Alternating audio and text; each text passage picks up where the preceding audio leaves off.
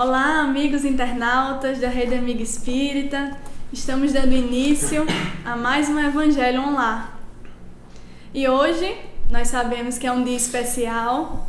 Não que todos os outros dias da nossa encarnação aqui na Terra não sejam especiais, já que sabemos que todo dia é dia de recomeçar.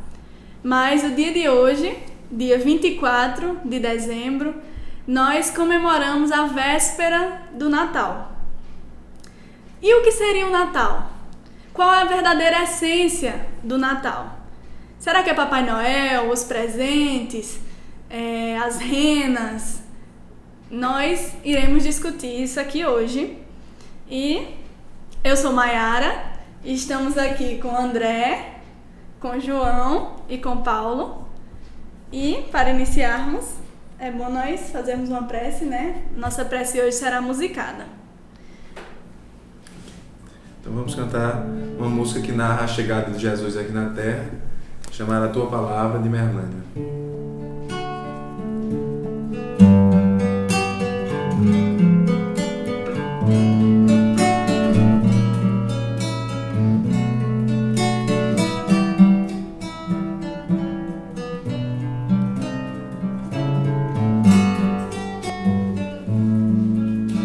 Chegaste nos chamando pra vida, com olhos serenos de amor e de luz. No peito, grande sol de esperança, tua voz doce e mansa te chamavam Jesus. Os tristes encontravam alegria e os desesperados mutilados de dor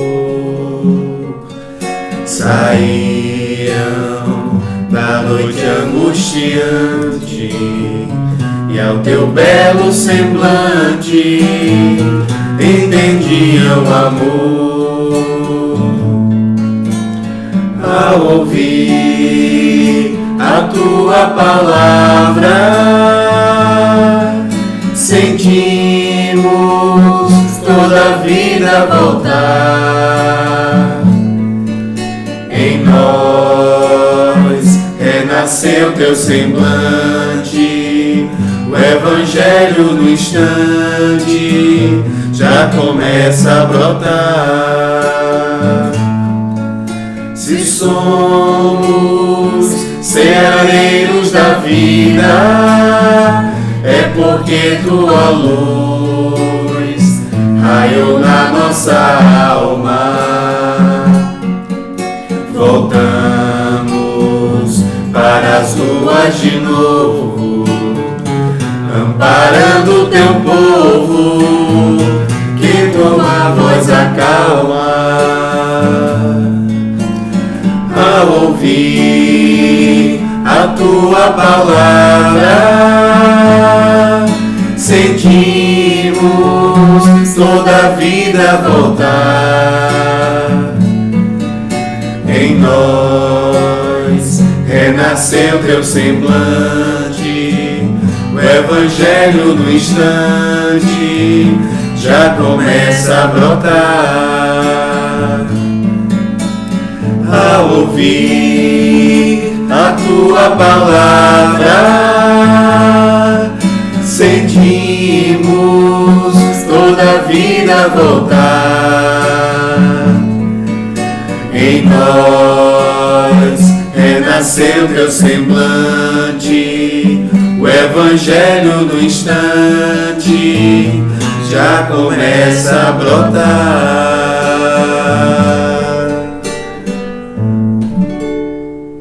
Que assim seja. Então agora daremos início ao nosso Evangelho.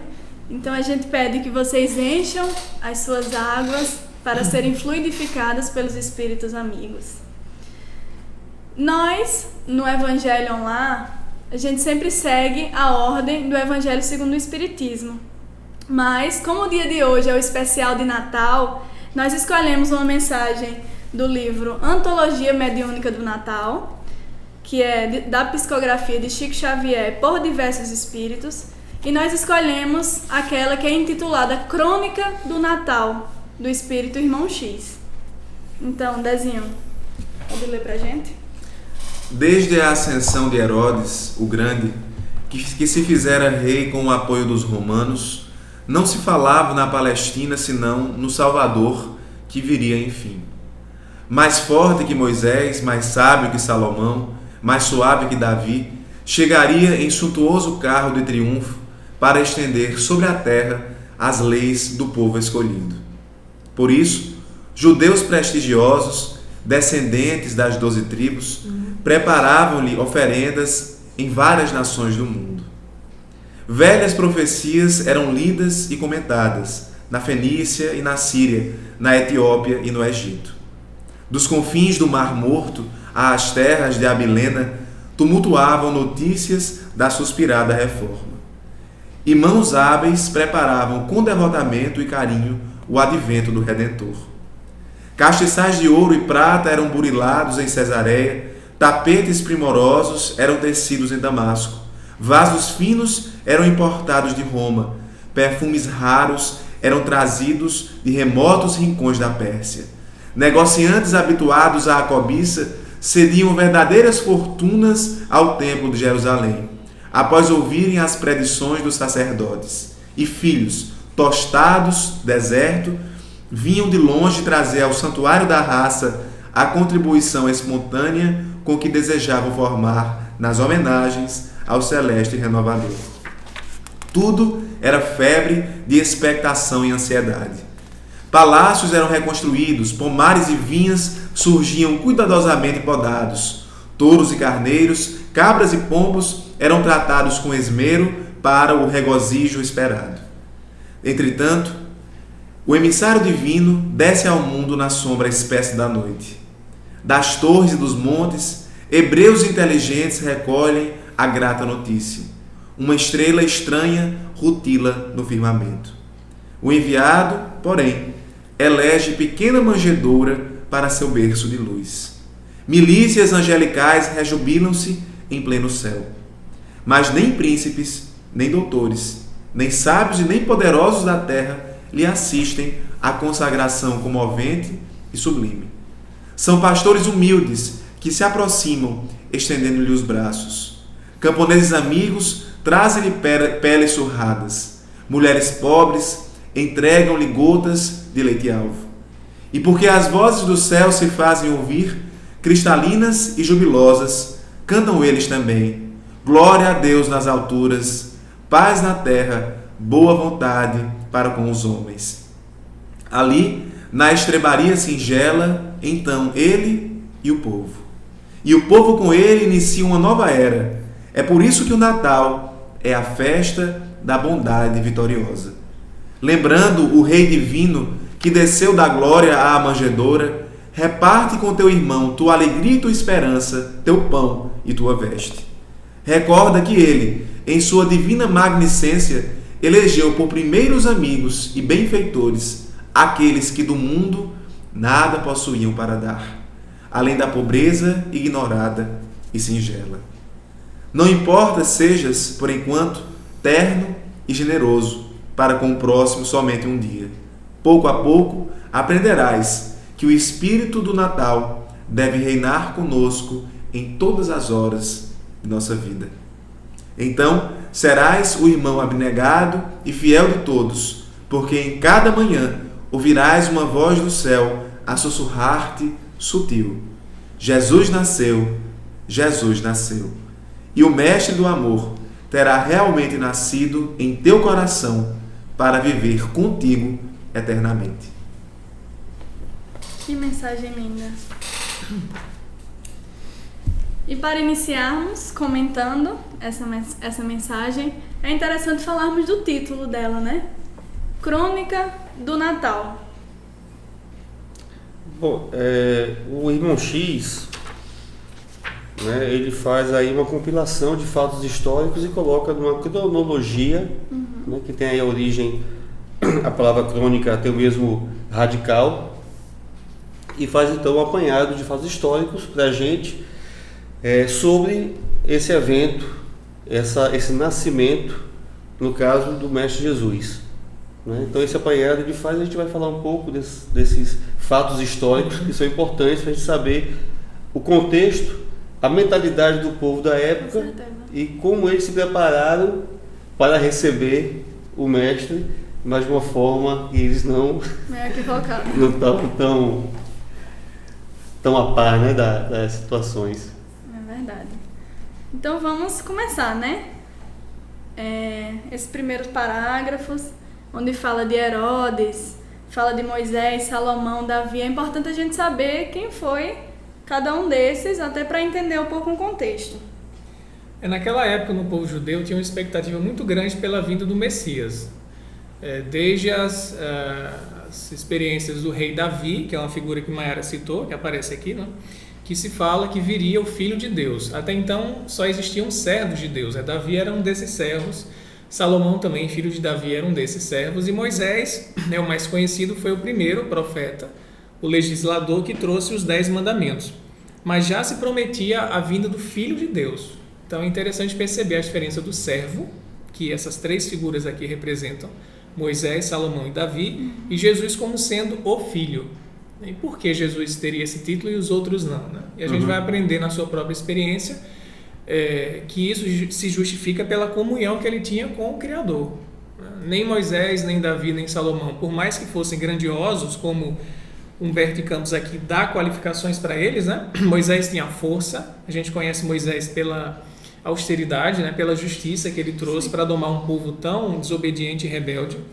Salomão é conhecido como grande sábio, rei judeu, atribuído a ele a autoria do Livro da Sabedoria, que é um livro que não consta em todas as Bíblias, né? Os católicos colocam, os protestantes não consideram canônico esse livro, mas a figura do Salomão como sendo um grande sábio é reconhecida por todo mundo. E Davi foi aquele pastor suave, né, que tocava harpa e que venceu o Golias de uma forma inusitada, né? A gente aprende na Bíblia, atirando uma pedra e matando o gigante, mas ele ficou muito conhecido também pelos dotes curativos espirituais que ele possuía com a música. Então o rei Saul, antes do Davi ser rei, quem era o líder daquela época lá de Israel era o Saul.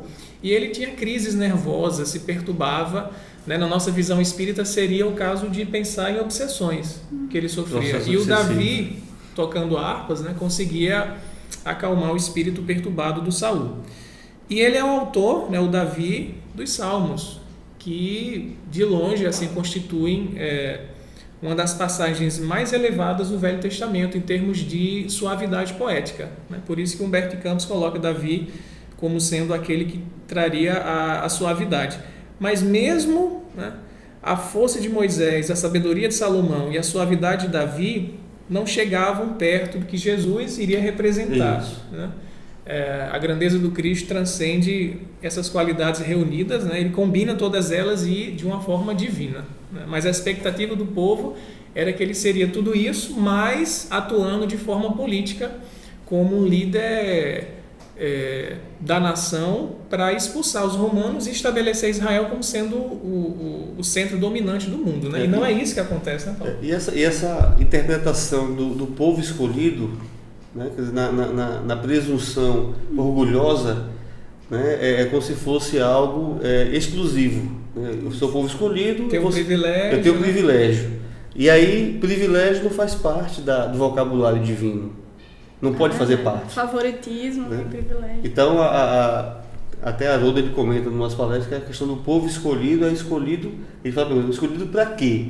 É escolhido para dar o exemplo aos demais povos, aos demais irmãos, de como deveria ser a questão monoteísta, né, o Deus único, e o comportamento de submissão à vontade de Deus, né? E não a questão de ser o preferido do Pai. Isso. Como se o Pai pudesse escolher, sendo amor absoluto, escolher um ou outro, né, em detrimento do outro. Então isso foi que levou realmente a um descaminho do povo hebreu. É verdade. Né? E até no livro Paulo Estevão a gente vê, eu não lembro se é Estevão que fala ou se é Pedro, sei que tem uma parte que eles retratam bem isso, que diz que um dia perceberás que Israel quer dizer a humanidade inteira. Então não é essa questão de povo favorito de Deus, não, é realmente uma responsabilidade muito grande daquele povo. Uma outra coisa interessante aqui que ele vem falar das velhas profecias, do papel dos profetas, né? Que muitas vezes a gente confunde o profeta como aquele que prevê o futuro, ou, quando na verdade o papel do profeta ele transmite a mensagem de Deus para os homens, né? Então pode vir por meio de um sonho, pode vir por uma voz, por qualquer que seja o meio que ele recebe isso, mas não necessariamente ele prevê o futuro, ele só transmite essa mensagem de Deus.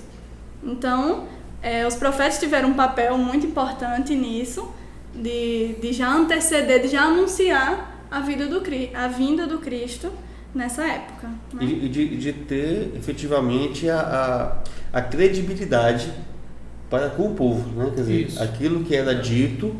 Então, quando tem a ascensão que ele fala aí de Herodes o Grande e tal, que tem a ascensão, começa então a chegar a época prevista para o nascimento, para a vinda do Filho, né, de Deus, o Messias. A questão está exatamente o que é que esse Messias viria fazer, né, e como ele chegaria. E aí Humberto de Campos começa a tratar de como é que todo aquele mundo conhecido da época ele começou a se preparar para essa chegada, né? Com certeza. E é interessante que ele vai citando diversas coisas que as pessoas da época estavam fazendo para esperar o Messias, né? Então ele vem falar de tapetes, de perfumes, castiçais de ouro e prata, né? Exatamente, que as pessoas estavam aí os palácios, organizando os palácios, as coisas para chegar. O que havia de melhor à época, né, das habilidades, os know-hows, né, da época, ele coloca aí, né? É verdade. Ele resgata essas questões históricas, né, como a sociedade era se constituir, inclusive o comércio. Essa expectativa deles, né, traduzida aqui no que eles estavam preparando para o Messias, revela que ideia de Messias eles faziam, na verdade, que seria um grande rei, que precisaria de toda essa ostentação, dessa bajulação. E a gente vê que Jesus vem, a primeira coisa que ele faz é quebrar com isso. O paradigma que ele vai quebrar é com a expectativa de domínio de Israel.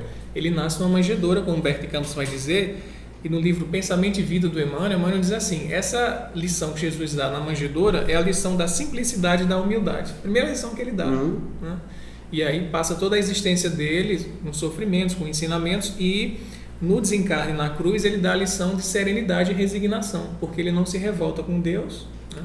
Não fica rancoroso ou com ódio dos seus algozes, mas termina a missão dele sereno, entregando ao Pai a sua própria vida, né? Mas revela justamente a expectativa material dos judeus, né? Eu acho interessante o uso da conjunção aqui no texto, da conjunção de oposição adversativo, entretanto, né? Isso. Porque Humberto de Campos ele vem contando que as pessoas estavam se preparando, organizando tudo, roupas, não sei o que, eram as melhores coisas da época, das habilidades da época. Aí ele utiliza, entretanto, o emissário divino desce ao mundo na sombra espessa da noite. Aí já quebra. Oculto, né? Humilde, sem aparecer. Porque eu acho que assim, é importante que a reflexão, inclusive com relação ao nosso Natal, que a projeção que a gente faz é exatamente a partir da nossa perspectiva, daquilo que a gente acha que deva ser. Que tem valor. Que tem valor. Que a gente dá valor. Né? Então, é fato que a sociedade nossa que se hoje continua orgulhosa e egoística, né, a época da mesma forma. Então as questões materiais, elas estão exatamente em primeiro plano para a grande maioria de nós. Isso é verdade. Né? Então Jesus vindo com a humildade e a simplicidade, ele vai exatamente fazer aquilo que é o verdadeiro, que ele já conseguiu alcançar de forma absoluta, né, em comunhão com o Pai, para exatamente nos mostrar o caminho que a gente deve seguir. Isso.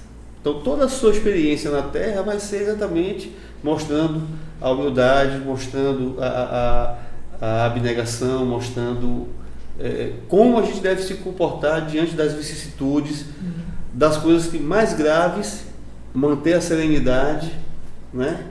Então todo esse é o ensinamento, e começa de uma forma assim estrondosa, que é esse nascimento, digamos assim, que nem o mais vil, né, deveria nascer numa estrebaria. E não só ensinando, como vivendo realmente aquilo que ensina, né?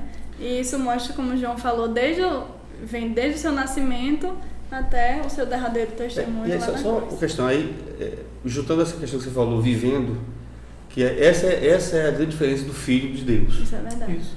Porque aí os outros profetas traziam a mensagem, mas Jesus, ele não só trazia, ele vivenciava, né? O Evangelho é a sua própria história, e isso é que dá a diferença realmente dele para os outros profetas que vieram até então. Isso é verdade. É interessante que Humberto de Campos narra, né, depois de falar dos tapetes, dos castiçais, né, de tudo que eles queriam oferecer de luxo, o que na verdade aconteceu. Quem é que veio receber Jesus? Pastores humildes, né, camponeses trazendo peles surradas, então não trouxeram túnicas suntuosas, né, e nem aqueles presentes. Mulheres pobres que entregaram para ele gotas de leite alvo. E se ouve uma expressão que a gente escuta muito, né? Ficou muito no nosso imaginário cristão: glória a Deus nas alturas, paz na terra e boa vontade para com os homens, né? Seria aí os espíritos angelicais que faziam parte do cortejo que acompanhava Jesus, né? Falaram isso, e aquelas pessoas, um fenômeno talvez de voz direta, a gente poderia interpretar na visão espírita, escutaram, né, essa afirmação, glorificando ao Criador primeiro, sobretudo, né? Deve ser o nosso primeiro ato de reconhecimento, é o Criador da vida, Deus, né? Eu queria só resgatar onde está essa questão colocada no Evangelho, está em Lucas, em Lucas 2, 1, até o item 14, ele diz assim, que ele fala do nascimento de Jesus, né? E sucedeu que naqueles dias expediu-se um decreto de César Augusto para que toda a terra habitada se registrasse. Esse censo foi anterior ao que ocorreu quando Quirino governava a Síria, e todos iam registrar-se, cada um em sua própria cidade. José também subiu de Nazaré, na Galiléia, à cidade de Davi, que se chama Belém, na Judéia, por ser da casa e da pátria de Davi, né? José era da mesma linhagem. Isso. A fim de registrar-se com Maria, sua esposa, que estava grávida. Enquanto estavam lá, completaram-se os dias para o parto. E ela deu à luz seu filho primogênito, enfaixou-o, deitou-o na manjedoura, porque não havia lugar para eles na sala de hóspedes, na hospedaria. Na mesma região havia pastores que pernoitavam no campo e realizavam a vigília noturna do seu rebanho. E se aproximou um anjo do Senhor. A glória do Senhor iluminou ao redor deles e encheram-se de grande temor. Disse-lhes, porém, o anjo: não tenhais medo, eis que vos trago boas novas de grande alegria, que será de todo o povo, porque nasceu para vós hoje um Salvador, que é o Cristo Senhor, na cidade de Davi. Este é o sinal para vós: encontrareis um recém-nascido enfaixado e deitado numa manjedoura. E de repente juntou-se ao anjo uma multidão do exército do céu, louvando a Deus e dizendo: glória a Deus nas alturas, paz sobre a terra, boa vontade para com os homens. Né? Então esse relato de Lucas, que Humberto resgata, né, que foi eu fico imaginando o grande fenômeno mediúnico Sim. para com aqueles pastores, indicando e dizendo qual é o sinal. Olha, você vai encontrar em Belém, na cidade de Davi, um menino enfaixado. Então, esse é o Senhor. Né? É verdade. E é interessante, companheiro, Humberto de Campos, ele tem uma outra mensagem nesse livro, que eu acho belíssima, que ele vem falar da importância dos animais, também nesse nascimento de Jesus. Aí ele vem narrar que Maria e José, Maria já grávida, eles estavam atrás de uma hospedaria para eles passarem a noite.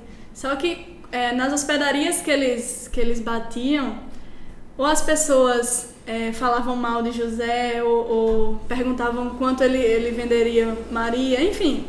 Ele não estava encontrando nenhum local para poder ficar. A hospedaria estava cheia, enfim.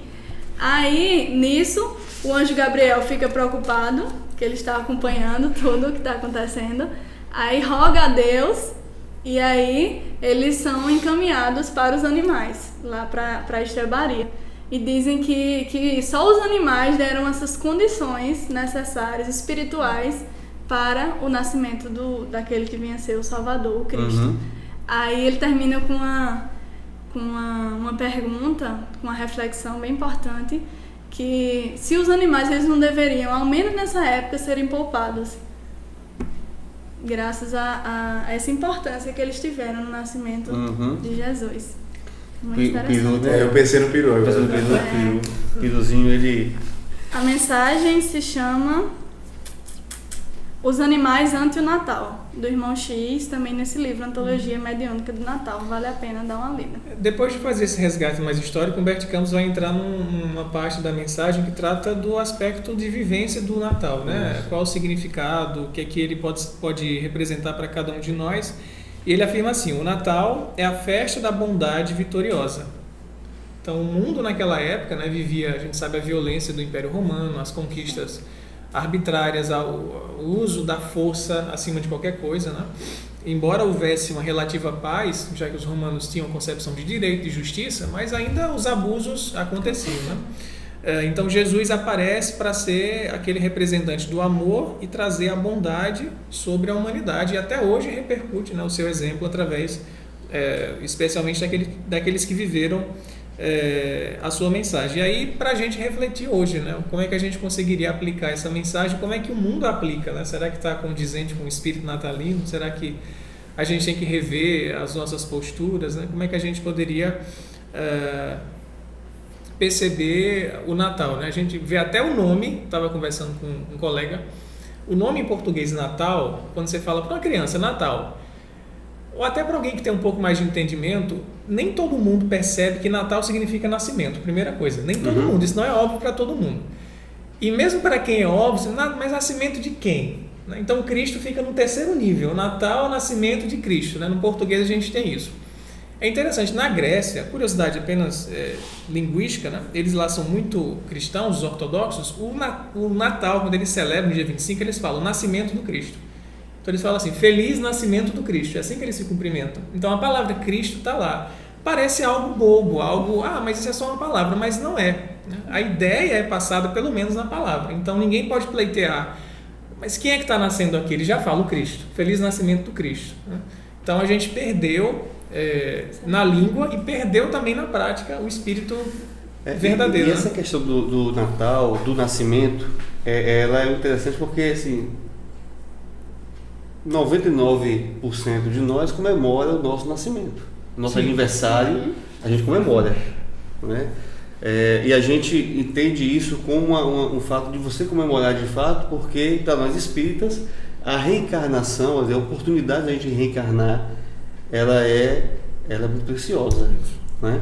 E então você imagina, claro, e todos nós imperfeitos, né? Ainda muito orgulhosos, enfim. Então você imagina você comemorar o nascimento do Salvador, né? Sem querer entrar em polêmica se Jesus nasceu ou não dia 25 de dezembro, né? Que todas, assim, há quase um consenso de que não foi nessa época, seria lá pelo mês de abril, mais ou menos, mas isso não importa, né? Assim, o que importa é o sentimento O que é que se quer resgatar disso? E o alerta que fica para a gente é a deturpação que a gente vem fazendo desse significado, né? A gente vendo, por exemplo, os jornais, a ênfase que se dá à chegada do Papai Noel com os presentes, aquela criançada toda, né? Na cabeça deles fica de fato que o Natal ele é uma festa daquele velhinho que traz os presentes. Eu não vi uma só menção nesse jornal televisivo de Jesus, né? Então, que geração ou que gerações estão sendo criadas, né? Que pensamento é esse, né? Toda a questão material, só a questão material que fica realmente tendo significado dentro do Natal. Evidência, né? E o problema é que, além de ser material, é muito excludente, né? Porque nem todo mundo tem condições de comprar presente no Natal. Sim. E de ter essas ceias muito fartas nessa época, ou de arrumar a sua casa, enfim. Então fica realmente esse Natal restrito a poucas pessoas. Esse é o grande problema. E essa reflexão que João trouxe de será que a gente está comemorando esse Natal da melhor forma? É interessante, eu fico lendo essa mensagem daquela época e vejo que muito pouca coisa mudou. Porque a gente ainda organiza a nossa casa, pinta a casa, ou arruma os móveis, troca de móveis para a chegada do Natal. E tem muita comida, muita bebida, muita coisa, quando na verdade a essência, às vezes, ela se perde. Ela fica em segundo plano. Então isso é realmente algo que a gente tem que pensar mesmo. E considerando a própria passagem do Cristo, com quem ele conviveu a maior parte do tempo, né? Seja os seus discípulos, né? Os pescadores, prostitutas, as pessoas que eram todas marginalizadas à época, eu fico imaginando onde é que Jesus vai estar no Natal. Se é nas casas de muita fartura, né? Ou se ele vai estar junto àquelas pessoas que com ele conviveram à época, ou que ele esteve, ou que ele priorizou, né? Em termos de convívio, começando pelo nascimento, começando pela estrebaria, começando pela manjedoura, né? E quem foi que o visitou? Isso, pegando um gancho nisso que Paulo fala, a gente vê no Natal muitas mobilizações de campanhas solidárias. A gente vê isso também, né? Não é só essa ostentação de comida, de fartura material. Também a gente se mobiliza para campanhas solidárias, mas muita gente faz uma crítica. Mas vocês só fazem isso no Natal. O ano inteiro tem pessoas passando fome, tem pessoas que precisam de afeto, de visitas em hospitais, etc. Mas vocês só fazem isso no Natal. Será que tem validade? E Humberto Campos diz algo muito importante. Ele fala assim, não importa sejas, por enquanto, terno e generoso para com o próximo somente um dia. Pouco a pouco aprenderás que o espírito do Natal deve reinar conosco em todas as horas de nossa vida. Então é um exercício que vai virar hábito. Sim. Por mais que seja só uma época do ano, né? É só um mês, né? Porque não é só o dia 25, a gente se prepara o mês inteiro sentindo o clima natalino. A gente vai entrando nessa sintonia. Então, por mais que seja só um mês, é um exercício. E a gente espera que isso vire um hábito, né, para todos os meses, mas não devemos assim desprezar ou achar que é inútil fazer uma campanha só porque é no mês. Não é de forma nenhuma, né? É o nosso passo a passo. Talvez seja o caso de mudar a perspectiva. Não é que apenas fazemos Natal, é que já conseguimos fazer o Natal. Isso. Virar o hábito posteriormente, né? Exatamente. E eu acho que a energia aqui do Natal é tão boa quando nós, o simples fato de pensar em Jesus, né? Nós sabemos da força do pensamento, que trabalhamos que estudamos as obras de André Luiz, de Emmanuel, a própria codificação que nos traz a ideia da importância do pensamento. O simples fato de pensar nele, e aí o pensamento coletivo tem muito mais força do que o individual, é uma ideia trabalhada no Livro dos Espíritos também, a nossa obra base, já é possível sentir que existe uma diferença. As pessoas se sensibilizam mais, né? Nas nossas famílias, a gente vê às vezes um parente ou outro desentendido, alguém que tem alguma diferença com o outro, né? E chega nessa época, né? Ele se pergunta assim, né? E agora, né? Vai, né? Vai, e às vezes vai mesmo. Vai. E se reconcilia e volta, né? Então, para se ter uma ideia do que uma energia que foi que um planeta, uma psicosfera, né? Uma energia, uma atmosfera espiritual fantástica que foi formada com o nascimento de Jesus 2000 anos atrás, é tão forte, aquilo foi tão forte que o simples fato de se lembrar já traz essa sensibilização. É verdade. Sem dúvida. E o dia 25 de dezembro, ele tem um significado, é muito significativo para as pessoas. Aquelas pessoas que estão nas ruas, porque Eles esperam, né? é um momento em que você gostaria de estar com a família, você gostaria de ter um mínimo para poder também comemorar e não só ficar olhando outros comemorarem, né? Então, ir ao encontro dessas pessoas no dia 25, a gente não faz ideia do que aquilo representa para aquelas pessoas. Do bem, né? que faz. Né? E na verdade a gente acaba realmente, quando participa, tendo uma alegria tão grande, né? Porque a gente acha que vai levar, mas a gente recebe também, porque o que é que a gente pode dizer assim? Se Jesus está, né, naqueles locais, a psicosfera, né, é uma coisa assim que não tem como a gente descrever. Então, fazer isso nesse dia vale muita coisa, né? E claro, a gente vai aprender pouco a pouco a ser dessa forma constantemente. Vai marcando a nossa alma, essas emoções. Você vai marcando e aos poucos o amor vai desabrochando, né? Para ser permanente o ano inteiro. É interessante que o aniversariante é Jesus, mas quem ganha o presente somos todos nós, né? Que desde a vinda dele, é interessante no Livro dos Espíritos, na pergunta 625, Kardec questiona qual o tipo mais perfeito que Deus ofereceu à humanidade, ou seja, algo como um presente, ofereceu à humanidade para servir de modelo e guia. E aí os Espíritos respondem: vede Jesus.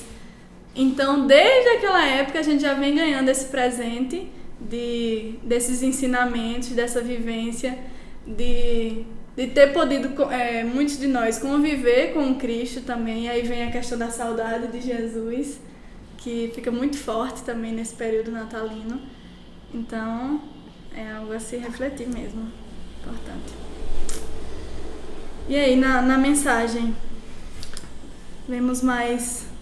Eu acho que a sequência aí que João, aí o Irmão X, ele faz uma colocação muito importante, né? Porque ele fala da questão também da partilha, né? Quer dizer, quando ele fala aqui assim, lembrando o Rei Divino que desceu da glória à manjedoura, né? Ou seja, o sacrifício, Isso, né, por amor de Jesus, por amor, né? De chegar até a nossa condição ainda muito rude, né? Então ele coloca assim, olha, lembrando ele que fez isso, né? Ele fala assim: reparte com teu irmão tua alegria, tua esperança. Então ele coloca até reparte com o teu irmão as emoções. Isso. Né? Reparte o teu tempo, você mesmo. E depois ele coloca algo material. Né? e tua veste. Teu pão, tuas vestes, teu alimento, né? E agasalho, quer dizer, que é algo que nós necessitamos no mundo material, precisamos dessas questões. Mas ele fala exatamente desse exercício, tendo como modelo Jesus, do que ele fez, que é um sacrifício muito maior, né? Assim, a distância da sua glória para a manjedoura é muito maior do que a gente ir ao nosso irmão que está na rua. Isso. E repartir com ele essas questões. Né? E ele finaliza dizendo: pouco a pouco aprenderás que o Espírito do Natal deve reinar conosco em todas as horas de nossa vida. Então a gente realmente praticando essa caridade, começando no Natal, mas se estendendo pouco a pouco, pensando no próximo, a gente realmente vai estar com esse sentimento do Natal todos os dias. E aí Jesus terá nascido para nós. E eu acho interessante no livro Em Torno do Mestre, de Vinícius, ele vem falar que algumas mensagens de algumas figuras importantes lá do cristianismo primitivo, e ele vem dizer o momento em que Jesus nasceu para eles. E eu acho belíssimo, né? Isso, porque o nome do capítulo é Jesus nasceu onde e quando. Aí você fica pensando que ele vai fazer esse resgate histórico que o irmão X fez, quando na verdade ele vem falar, por exemplo, para Pedro. Se perguntassem para Pedro quando Jesus nasceu, e aí ele vai dizer que é lá no átrio do Paço de Pilatos, quando o galo cantou 3 vezes, E aí ele tomou consciência Ele negou. de que tinha negado Cristo. Aí se perguntar para Madalena, quando Jesus nasceu, ela vai dizer que foi lá em Betânia, quando ela escutou Jesus falar e viu realmente a importância da verdadeira vida, que não era essa vida material. Então ele vem fazer vem falar de vários personagens daquela época e fica a reflexão para nós. Quando Jesus nasceu? Será que Jesus já nasceu para cada um de nós? Uhum. É muito, muito bonita a mensagem do livro Em Torno do Mestre, de Vinícius. Muito bom, o Espírito Vinícius. Então, já estamos chegando ao final, né, do nosso evangelho. E foi muito especial, realmente esse dia é maravilhoso. Então, vocês gostariam de falar considerações finais? É bom, né? André, que passou a maior parte do tempo aí em silêncio, pode... Olha, a vibração. André ainda está na questão musical. Na realidade, agradecer a oportunidade e dizer àqueles que nos assistem que é Natal e que se todo dia 25 nós pudéssemos, poderia ser um bom ponto de partida, né? A cada dia 25 do mês, sim, lembrarmos de fazer alguma caridade, não somente a material, mas a moral, que é a mais difícil, né? Que a sensibilização dos corações realmente aconteça nessa época para todos vocês e que a cada dia 25 também possamos nos lembrar de alguém que precisamos, né, perdoar, de alguém que lesionamos e precisamos restabelecer essa relação, de tudo nas nossas vidas que precisa ser aprimorado para que Jesus possa realmente nascer na manjedoura do nosso coração. Bom, a mensagem é assim, que a gente possa aproveitar esse clima natalino e não nos fecharmos, né? Não pensar assim, mas o ano que vem vai ter outro Natal, mês que vem eu vou me engajar em algum projeto. É deixar que a vibração amorosa nos permeie, como o André colocou, né? Pessoas que têm algumas desavenças com os familiares são tomados por essa emoção, se entregam e conseguem a força para perdoar. Eu lembro de uma história de um filósofo francês que é cristão. Ele contou um caso, ele é sacerdote também, de uma mulher que tinha perdido um filho assassinado e ela não conseguia perdoar o assassino. E aí ele tentava ter um lado psicológico, mas eu não consigo, e ele teve uma ideia, assim, você sozinha não consegue, né? As suas forças próprias não vão conseguir esse perdão, mas peça a Jesus que interceda. E quando ela teve essa ideia para rogar a Jesus, ela se emocionou, desabou em choro e conseguiu ter o sentimento por intermédio de Jesus. Então a gente sozinho, com o que a gente possui hoje de evolução, é muito difícil você conseguir ter a grandeza de perdoar alguém. Mas se você se abre e recebe de Jesus o que ele tem, ele complementa o que lhe falta e você tem a coragem, que é preciso coragem, né, de ir até o outro para poder restabelecer uma relação. Então é a gente não perder essa oportunidade, né? A vibração crística está mais presente nessa época e a gente tem que aproveitar para deixá-la nos invadir, né? Não perder essa chance. E permanecer, né? Bom, e a gente pensa da seguinte forma, que a gente possa comemorar com nossas famílias o Natal, não existe nenhuma crítica a isso, mas que a gente coloque Jesus no centro da comemoração, né? Para soprar o bolo, né, Paulo? Para soprar o bolo de Jesus e a gente, além de fazer essa ceia, né, que nós conseguimos ter essa ceia, pelo menos em casa, né? Assim, a gente tem a oportunidade de poder comprar, né, algumas coisas, mas gostaria de fazer um convite, porque hoje é dia 24, né? Logo mais a gente está aí comendo um peruzinho, um arroz, não tem preferência não, que a gente faça um evangelho também, faça uma reflexão. E nós temos, dentre as várias iniciativas de solidariedade que João falou agora há pouco, a gente tem amanhã, logo cedo, o que a gente chama Natal com Jesus. Então, que é uma iniciativa do Movimento Espírita aqui de João Pessoa, que começou isso lá, salvo engano, 97, 98, de forma assim, despretensiosa. Pessoas de vários centros espíritas foram exatamente comemorar o Natal junto àquelas pessoas que moram nas ruas, que são mais necessitadas, que não tiveram a ceia do dia anterior, da véspera de Natal.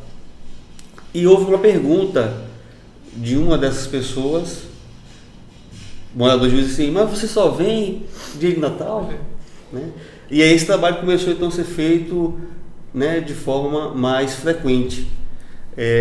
Mas o grande ápice desse movimento é o dia 25, realmente, né? Então, logo cedo, 6 da manhã, tem o café da manhã junto com os moradores de rua do Mercado Central, né? Depois, no meio da manhã, tem visita a lares de idosos, tem também à tarde as maternidades, hospitais, e a ceia à noite, com apresentações artísticas, né? com palestra, enfim, lá no Varadouro, ali na igreja de São Pedro. Mas a gente vai até deixar, né, logo depois a programação, para que, se vocês puderem, que estão nos assistindo, vão participar.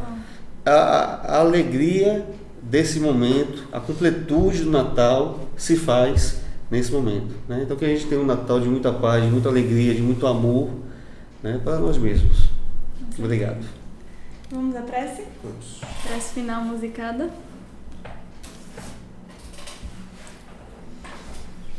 Com a música Súplica a Jesus.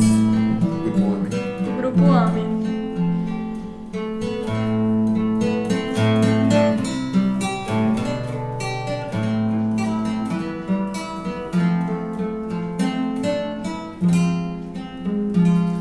Jesus, no silêncio da prece, teus irmãos a ti pedem paz, pra aliviar um pouco as aflições. Senhor, enxugai nosso pranto, precisamos do teu amor e sentir tua presença envolver nossos corações. Por isso, vem, Jesus, e ir ao teu encontro. Queremos te seguir e afastar o mal da terra e acabar de vez com a guerra e caminharmos juntos rumo à luz e ir ao teu encontro. Queremos te seguir e afastar o mal da terra e acabar de vez com a guerra e caminharmos juntos rumo à luz.